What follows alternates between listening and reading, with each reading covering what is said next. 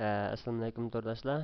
Darsimizning davomini so'zlab o'tsak, endi e'lon rasmini qistirish shunchalik bo'lsin.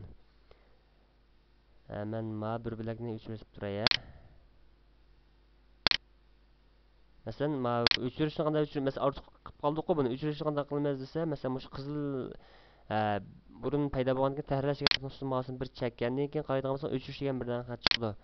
Buni bassak, navbatdagi bir dona ramkaning o'zini o'chirib tashlaydi. Endi yana bir mazmun ixtiyoriy HTML qo'shish.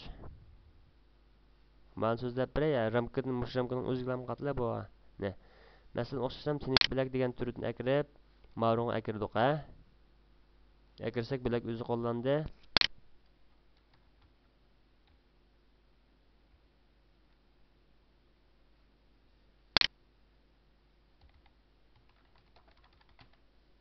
Masalan, yak bilak belgisini o'zimiz farqlantirish uchun yozib qo'ydik. Undan keyin ixtiyoriy HTML degan turni tanlab boqay. Qaraydigan bo'lsak, HTML kodi degan bir dona belgi paydo bo'ldi. Bu HTML kodi degan nima desa, to'rdoshlarimiz oldingi qator 24 soatlik HTML turbatiyasini so'zlab o'tdik. To'rdoshlar shu HTMLdan baylanib o'zi xohlagancha har xil uslub, rasmlik e'lon, oqma xat, ostidan ustiga unsur iqmonigan xat. Uni keyin masalan buloqchan to'riq bayan to'rdoshlar ko'rdi bir naqsh qo'yg'uchi bor. Buning o'zi HTML kodidan baydan shu qo'yilgan narsa. Shuni baydan shu HTML o'zimiz qo'ymoqchi bo'lgan kishilar HTML kodini shuni chaplab qo'ysak, buning unumini shuni baydan ko'ralaymiz. To'rdoshlar buni texnik cho'nqur tushunmoqchi bo'lsa, buloqchan to'riq kirgandan keyin masalan men munbar qismini ochib qo'yay. Munbar qismiga kirgandan keyin masalan qo'yg'uch qo'yish degan bir dona darslik bor.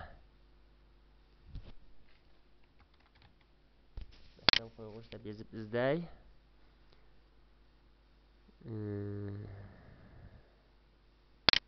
Mana munbarga qo'yg'uch o'rnatish darslik kelgan bir darslik bor.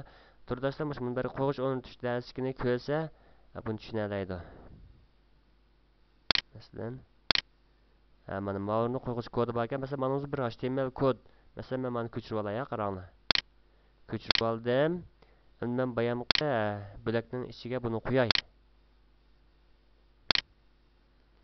HTML blokni o'chiribdim, tinch blokni so'ralab kirib qo'yib berdim. Ixtiyoriy HTML kodini chaplanib qarab turinglar. Uni keyin ma'lumotga 1 deb yozib vaqtni yangilash qilib etdim. Ijro qilay.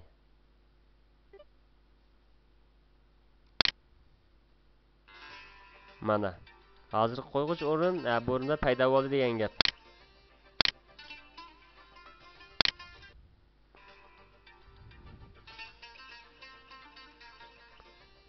Bu yana qo'yilib oldi.